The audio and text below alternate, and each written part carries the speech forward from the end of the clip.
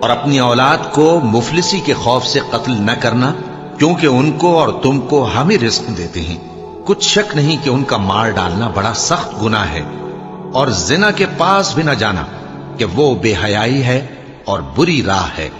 اور جس جاندار کا مارنا اللہ نے حرام کیا ہے اسے قتل نہ کرنا مگر جائز طور پر، یعنی بفتوائے شریعت۔